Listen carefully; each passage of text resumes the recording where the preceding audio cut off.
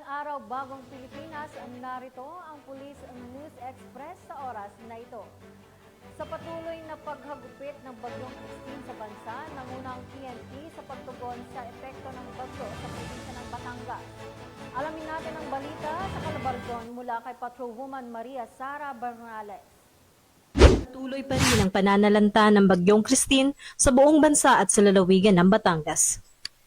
Matinding pag-ulan at hangin ang dala ng bagyong Christine sa lalawigan, ngunit hindi tumitigil ang ating mga kapulisan sa pagresponde, pagbantay at pagtulong sa ating mga kapwa Batanggenyo na apektado ng bagyo.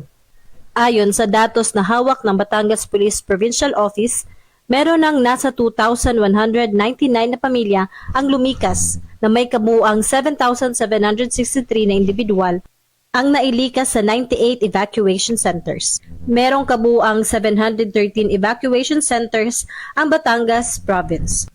Dahil sa matinding ulan, nasa 3 barangay na ang binha, 9 unpassable roads at 1 unpassable bridge.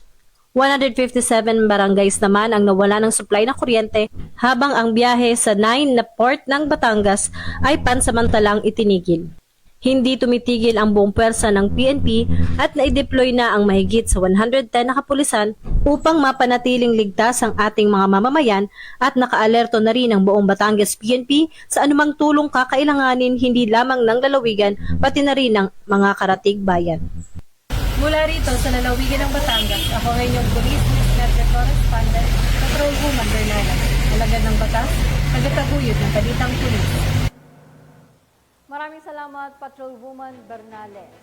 At para sa iba pang update sa bagyong Christine at kalagayan ng panahon, laging tumutok sa Police News Network alagad ng batas, tagataguyod ng balitang pulis. Ako po si Police Senior Master Sergeant Vanessa Villano, nagbabalita para sa Police News Express.